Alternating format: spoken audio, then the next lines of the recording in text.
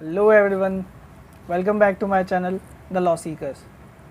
उम्मीद करता हूँ आप सभी स्वस्थ होंगे, मस्त होंगे और अच्छे से अपनी पढ़ाई कर रहे होंगे। पिछले वीडियो में हमने बात करी थी सेक्शन 5 से लेकर सेक्शन 9 तक। अगर आपने वो वीडियो नहीं देखी है या उससे पहले की कोई वीडियो आपने अगर नहीं देखी है तो डिस्क्रिप्शन बॉक्स में लिंक दिया हुआ है, ज़रूर जाके देखें। आज की वीडियो में हम बात करेंगे सेक्शन 10 से लेकर सेक्शन 12 तक की। लेकिन उससे पहले मेरे चैनल से जुड़े हुए नए साथियों का मैं वेलकम करता हूं और अपना ब्रीफ इंट्रोडक्शन देता हूं। Hello, my name is Kalpit Sharma. I am an advocate practicing at district court Tonk, Rajasthan. I have done my LLB from Amity University, Rajasthan. चलिए शुरू करते हैं।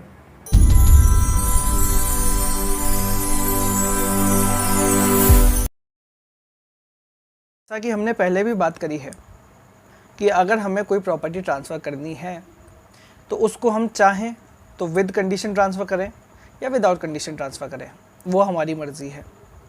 लेकिन जो कंडीशन हम ट्रांसफ़र के ऊपर लगा रहे हैं वो कंडीशन ट्रांसफ़र और प्रॉपर्टी एक्ट के प्रोविजंस के साथ हार्मनी में होनी ज़रूरी है। अगर वो उसके कॉन्ट्रवेंशन में होंगी तो या तो सिर्फ वो कंडीशन वॉइड डिक्लेयर कर दी जाएंगी, या कभी कभी ऐसा होता है कि ऐसी कंडीशन की वजह से ट्रांसफ़र को भी वॉइड डिक्लेयर कर देना पड़ता है। सेक्शन 10 में ये कहा गया है कि अगर कोई व्यक्ति अपनी प्रॉपर्टी ट्रांसफ़र करता है तो वो ट्रांसफरी को बाध्य नहीं कर सकता, वो ट्रांसफरी को रोक नहीं सकता कि आप एब्सोल्युटली इस प्रॉपर्टी से अलग नहीं होंगे। मतलब आप उसको ये नहीं कह सकते कि मैं आपको प्रॉपर्टी दे रहा हूँ लेकिन आप इस प्रॉपर्टी को किसी और को नहीं दे सकते। ऐसा अगर वो एलिनेशन करने से रोकता है तो वो कंडीशन वॉइड डिक्लेयर कर दी जाएगी। इसका एक्सेप्शन है लीज़ के केसेस में। अगर लीज़ के केस में वो लेसर या लेसर के अंडर क्लेम करने वाले किसी व्यक्ति के प्रॉफिट या उसके बेनिफिट के लिए ऐसी कोई कंडीशन लगाई जा रही है तो ऐसी कंडीशन वैलिड होगी। साथ ही प्रोविजो में ये लिखा है कि अगर किसी औरत को, किसी महिला को जो कि हिंदू, मुस्लिम या बुद्ध नहीं है, उसको प्रॉपर्टी ट्रांसफ़र करी है, उसके जब तक शादी रहे, जब तक उसकी शादी चले तब तक के लिए उसको सिर्फ प्रॉपर्टी दी है कि आप उस प्रॉपर्टी को यूज़ करें। आप उस प्रॉपर्टी को ट्रांसफ़र नहीं कर सकते, ना उसके ऊपर चार्ज लगाएंगे। तो ऐसे ट्रांसफ़र के ऊपर ऐसी कंडीशन भी वैलिड होगी। अब सेक्शन 11 की बात करते हैं।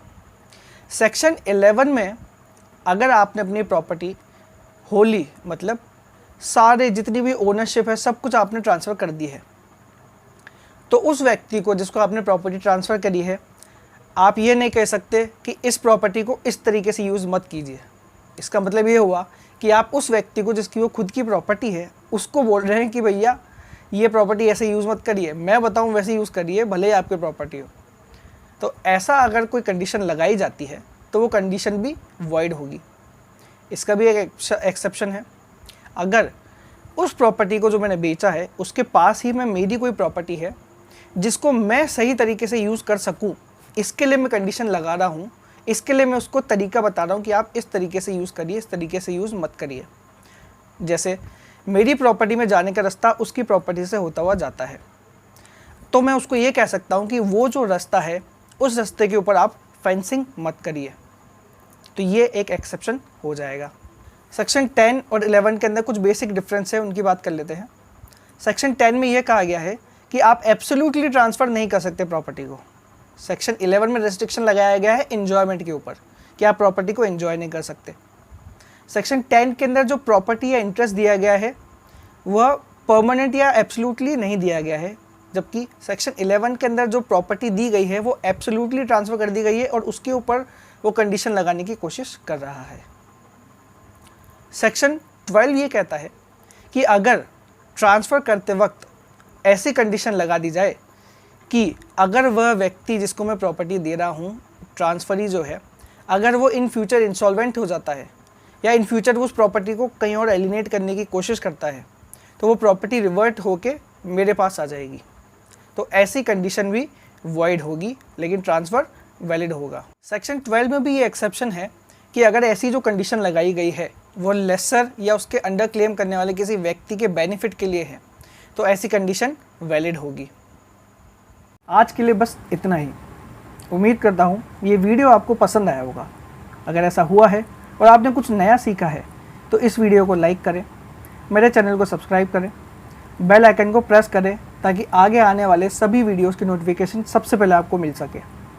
मेरे बाकी सोशल मीडिया हैंडल की इन्फॉर्मेशन डिस्क्रिप्शन बॉक्स में दी गई है, वहाँ भी जाके मुझे फॉलो करें और अपने दोस्तों को भी बोलें कि मुझे फॉलो करें। जय हिंद, जय भारत।